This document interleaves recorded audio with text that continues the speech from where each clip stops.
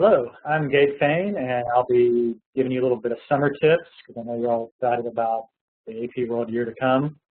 When you guys join me in August, we'll do a lot more detail. This is a little 15 to 20 minute summer homework assignment. We all love summer homework. I know you're pretty anxious about trying to cover the history of everywhere at all times for 10,000 years. So I'm not really going to focus on the topics within history. I'll show you where you can find those. I want you to really think more about how are you going to organize your class. If you get the kind of the pacing down, if you get the textbook you're going to use and you kind of spread that out over the year, it'll ensure that you finish the course with enough time to actually spend 2 to 3 weeks reviewing for the exam. With sophomores, which most of you are going to have, this might be their first or second AP exam experience.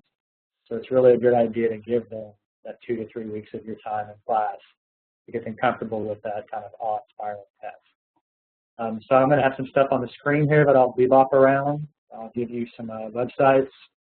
I'll share with you some resources from the College Board that you could be focusing on. First thing I want you guys to make sure you have, and you can get this from AP Central, is what's called the Key Concept Guide. And this is what's kind of on my screen. I'll optimize it in a second.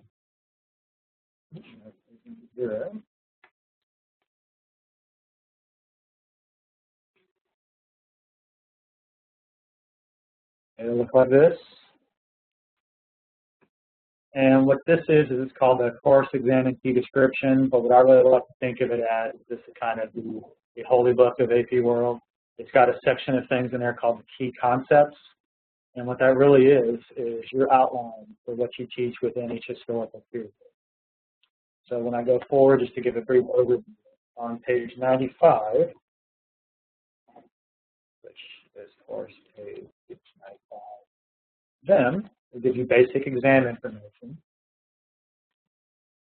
And then if you see below, it tells you the different time periods. There's 6 total, and where it says period weights, that's the approximate percentage of that time period on the test. So really, that's kind of the way you want to divide your time. For instance, if you look at period 1, it's approximately 8500 BCE to 600 BCE. I'm going to call it the ancient period. That's only 5% of the exam. So we don't want to get carried away in our first 6 weeks, so 9 weeks, we're spending a ton of time on ancient history because it's 5% of the test. And in my experience, spending too much time at the beginning on content that you might think is interesting is really going to hurt you at the end. So where you see these approximate period weights, this should be how you divide up your academic year. You know, you can go a little bit above, a little bit below. You might spend a little bit more time in this time period just because you're going to go some skills. But when you get your district calendar, if you know you have 185 days, get rid of pep rallies, things like that, that you know are going to get in the way, testing, and then just kind of allocate this number of days for each time period. That's kind of the baseline where you want to start. For instance, I'm going to pull up here my first unit calendar from this previous year.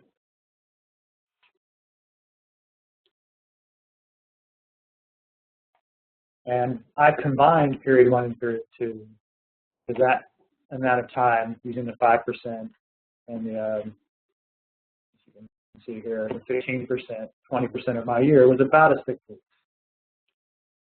So I kind of divided up, zoom in a little bit so you can see a little clearer. And then I took my textbook and I just divided what pages I needed them to read that correlates to the concepts that are in that time period. And I developed really a reading calendar for the students so they can read ahead if they want. I'll post this on my website in the summer. There's some ambitious students out there that even though they don't have the hard copy of the book, that they'll figure out how to download a semi-legal copy of it. Don't ask them if they did, but they'll get ahead. So giving them this pacing allows them to kind of plan their lives. Because most of our kids, not most, but a good percentage will be in band and kind of fall sports, and they really want to hit the ground running.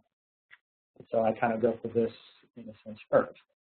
Now, if I go back to this College Board holy book, the curriculum framework, if you didn't know what the exam was like, you'll notice that there's 70 multiple choice questions and then there's 3 essays.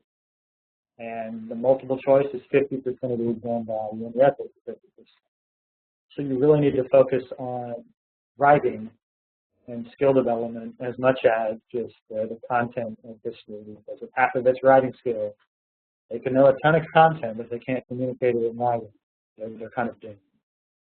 So you want to set up a reading schedule according to those percentages listed below. Then you want to think of pacing and ordering the 3 types of writing: document-based questions, change over time essays, and comparative essays. So when you're thinking of developing a writing framework or writing process, let me pull up a little thing I made here. You want to think of developing writing as it's not just a thing you do on test day. It's not just a summation of tell me what you know. Because the AP World writing is very formulaic in the sense that there's a defined rubric. You have to teach them the skills to make that rubric. They need to practice those skills, and then you want to measure them to see if they've perfected them.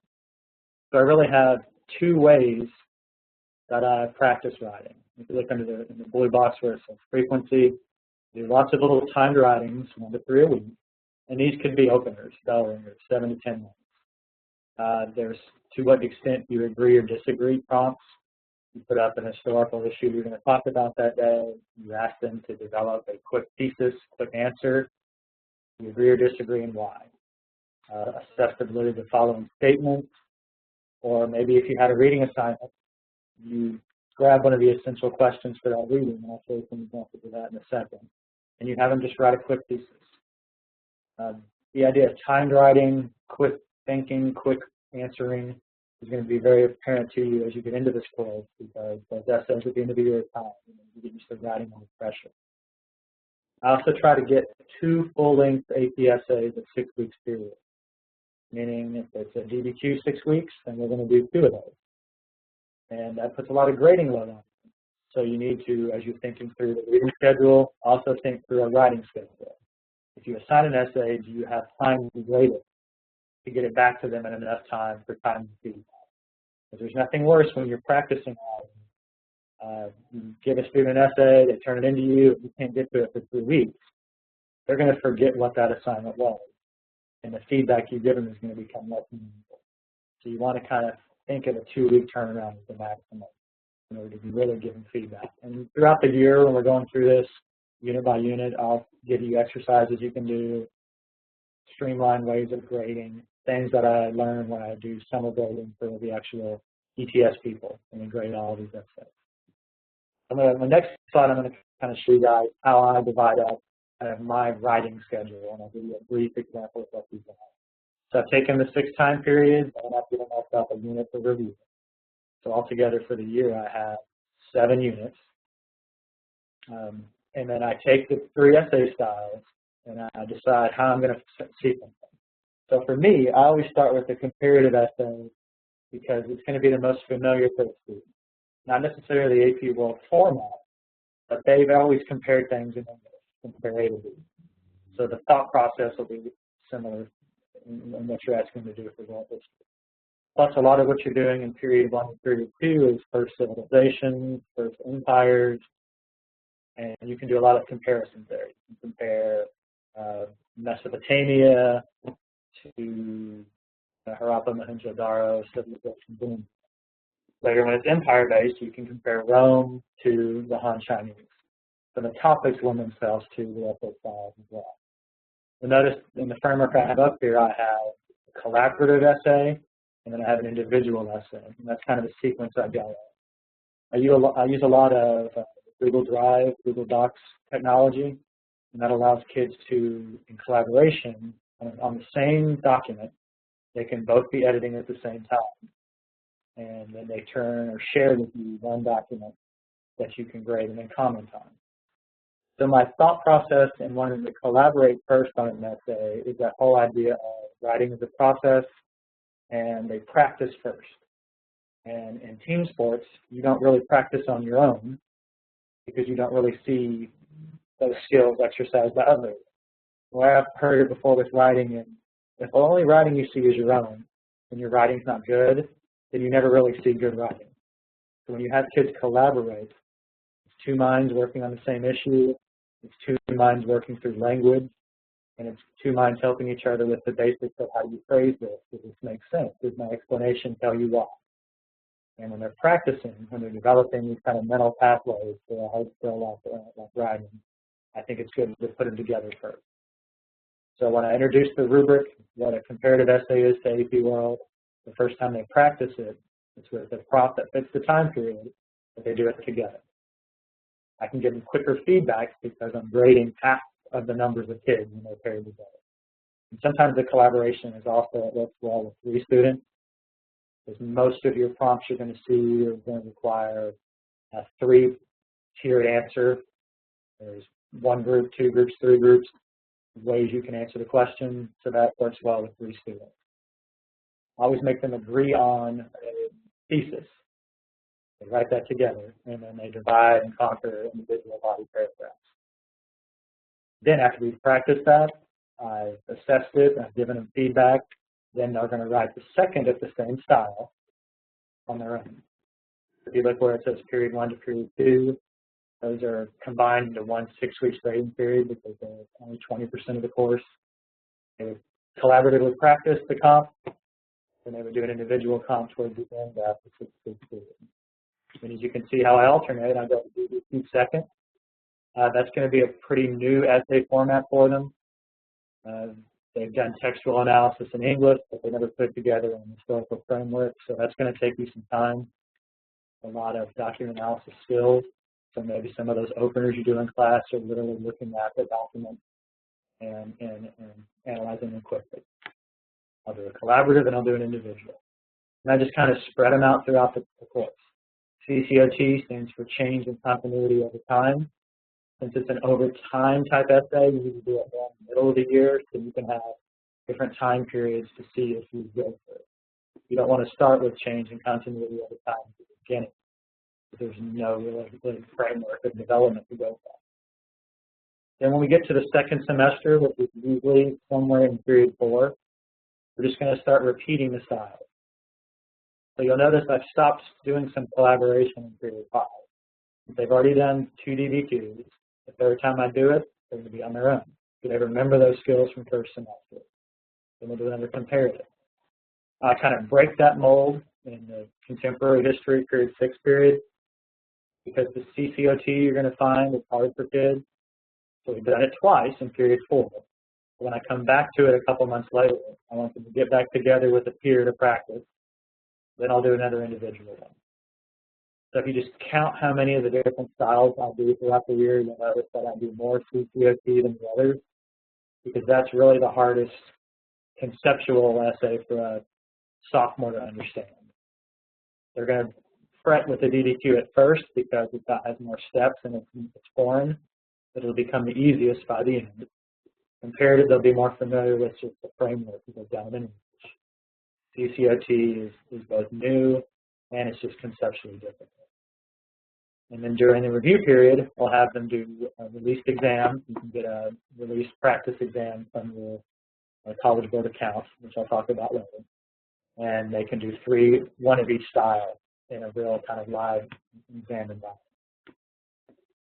And so you want to set up a writing kind of scope and sequence as well as a textbook scope and sequence. Those are 2 very important things you can kind of pre-think for the entire year as you plan for the fall. So I'm going back to this key concept guide for a second because I want to show you something else that's very important. Starting on page 23, which of course that here, this is where College Board starts what they call the concept outline. And as I mentioned earlier, this is where they're going to tell you in period 1, here are the things you need to teach. Now, when you look at some of these, you're like, my God, I've never heard of basic geography. How much time do I spend? What I would do with this key concept guide is have your textbook, take it home with you over the summer. You figure it out by the pacing that you can spend 5% on period 1. Look at your book and go through and does it do this? Does it tell you these things? If it does, put a little check mark where it happens, and you can start developing a guide for your students to get information from the reading. If it's not in their reading, like let's say this isn't in there, if you want to say, it's not they're going to get on their own, then maybe this is where you put a little reminder to yourself on the side. I'm going to have to do some kind of mini lesson for this because they're not going to get that content from the book. And that's really something you're going to find in AP World. No textbook can cover everything. It will be a never-ending book. But it will cover most things. So you don't have to direct teach them every topic in history. It's impossible to teach them 10,000 years of the history of everything. So the book is your outline. The book they're going to get a baseline on most things. You're going to teach the topics maybe directly, maybe through some kind of collaborative group work thing, of topics that it doesn't hit well on. So the main summer topic, after kind of scope and sequencing out how much time, how many days per time period, then looking at your book, how does my book address each time period, developing a reading schedule, figuring out when I'm going to do what form of essay, spreading that out, noticing when your life is going to be busier than hand grade or can't grade. And the meat of your summer is going to be looking through this guide and deciding how does my book fit and what holes are there. I'm teaching AP US as well next year, and it's starting a new course description, new exam framework for the first time in forever, like 50 years. So I'm sitting down with the key concept guide for AP US, sitting down with the book I've never seen before because it's new, and I'm going through and just seeing what does it do, what does it not do. While I'm doing this, to kill a couple birds with one stone, I'm going to develop for the students chapter reading guides. Let me show you one of those. If you see what I have here, I have what I call the early civilizations. I took my key concept guide from the College Board, took my textbook, and I figured out that these were the pages where it covers period 1 topics. I turned some of those key concepts into questions that I want the kids to find as they answer. And then I went through the key concept guide, and I found terminology that's in there that I think they need to know. Pastoral societies, Ice Age. So this gives the kids a framework to read from. And it takes this key concept guide that I've been showing, which is long. It's still for a second and see how gigantic it looks. Let's see, be here, pastoralism. So you know it. My book covers it. I'll make it a term here. Pastoral societies. And then kind of a focused question for Robert Lee. So you could kill a couple birds with one stone there. You're going through for your own benefit and figuring out in the key concept down. What does my book cover? What does it not cover? What it does cover, you could turn into a reading guide. This is the framework I usually use: essential reading questions, things that I want them to hunt for that are more global, bigger pictures, not just something in one paragraph. So when they're taking notes during the school year, this is what I want them to focus on, discovering answers to in kind of an inquisitory way. But these are just some of those things I want them to know, terminology. So I ask them as they're going to kind of define with this general framework of identify who, what, when, where is it, and then why does it matter? Why did I put it there? Okay.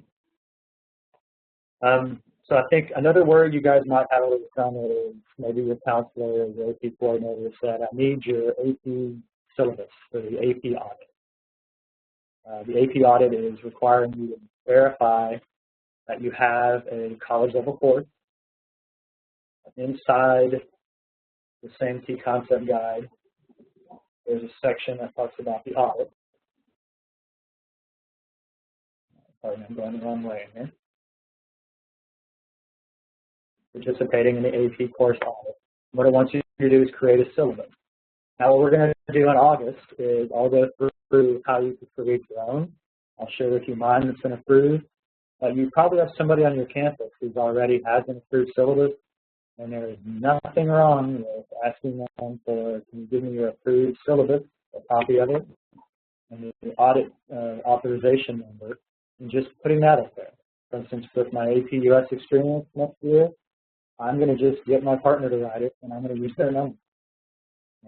What you use in the course will be a little bit different because that's for students. This is to authorize your course and it meets all the requirements. So don't think I'm saying don't create a syllabus of your own. You want one to give to students. And some of the handouts that I've shared with Confer Mentoring, my syllabus for students is included. The syllabus that you turn into College Board to get the authorization so that it appears as an authorized class on the course ledger that your counselor is turning into College Board and the different courses that they have. So we will spend some time on how to write that, but I wouldn't worry about it in the summer. I would find a colleague who's been approved, sure, can I see yours, and I'll use it. If this is something your counselor wants you to do right away, really important. I think technically you have till January to get one in, so there's no real rush in that sense. And on page 93 is where it gives you some details about what the curricular requirements for your syllabus. You can also go to the Google AP Audit, go to that part of AP Central, and there'll be about 4 to 6 sample syllabi that are out there that you can see what other people have done. Don't fret about that. I know it's a big freak out for a lot of people. Like, my God, I have to have this 50-page syllabus. No, you don't. Mine was 12. Some are 50, some are shorter. It's just how you prove that you've done things. What I wanted to do, the last part of this little video, I wanted to show you some resources. I know some of us like to read a lot in the summer to try to get a baseline of information and show you some web resources. Tongue twister. That's the Google here. If you haven't yet discovered the greatness of John Green, you're about to be beaten down with his teenage novel that is being made into a film. But he's also, through a Gabe grant, created these crash courses. I'm showing you here this crash course in world history. You'll see some of the early topics, but if I scroll down, notice the plethora of material you have here. These are 12 minutes, 13-minute videos. They're humorous. Kids love them. They're animated. And he really does a good job of teaching world history. I use these throughout the year. The flip experience, watch this at home, we'll come to discuss. Sometimes they're engagement pieces at the beginning of class. A lot of my kids, they said this was the best review before the exam. It's just binge watching, like a Netflix House of Cards marathon. John Green's Crash Course. He really does a good job with it. Another good source to help you out is a guy named Freemanpedia. His name is Ben Freeman. He's an AP World teacher like us. He took the key concept guide that I showed you from College Board, and he made a wiki out of it. So you'll recognize some of the information, like the time periods. And he took every period and clicked on the first one, for instance. And then he took, first, it always kind of follows the same format. I have a map, and while my computer's loading so slowly, it'll kind of visually represent where things are. And then he'll go key concept by key concept. And he'll try to link things that matter. A lot of these links are Wikipedia, but there's nothing wrong with that. Videos were appropriate, maps. We've kind of created a clip notes for the College Board key concept guide. It's really helpful. I don't give kids this at the very beginning of the year because if you do, they might not ever read a textbook. They'll just go to this because kids will always pick clip notes first. I definitely consult this as a teacher. And then I start showing this in the second semester when I start to think more about, oh, I got to know this whole year and I got to do this. But this is definitely something you can consult in the summer if you're going across the key concepts from College Board and doing that. I have no idea what this is. Like, what is a caravanserai? I've never heard of that before. You went to Freeman, click the link, you don't choose somewhere else, boom, it's explained. So a good summer resource. If you're a Facebook person, there is an AP World History Teacher Facebook page. The topic I was scrolling through this morning, so I apologize. It's run by people that read the AP World History exam. There's a man named Bill Strickland who will share with you everything that is left book. And it's just a little forum for teachers to share what they're doing, what they're thinking. So over the summer, what you're going to find is a lot of teachers on here are going to have some of the same concerns as you. What do you do with your textbook? How do you read the course? What kind of projects do you give? You can just bounce back and forth for them. It's a really good resource.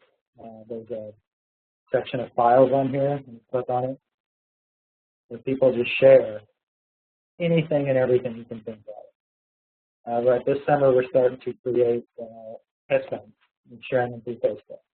So just request to join. What they usually do is they ask people to vouch if you know this person and the teacher. Just throw my name out there, Gabe Fain again up in the corner. I vouch for you, you're on, and you have a resource. So if you like to read them, 2 books I would recommend. The World That Trade Created is something that I use in period 4, 1450 to 1750. I use it with students. They read sections of it. But you're going to find that a lot of AP World is an economic view of history. So this is a book that takes episodes, topics throughout about 1400 to today, and it does little 5-page essays on them. So for instance, one that kids always enjoy is looking at how fat guano saved civilization.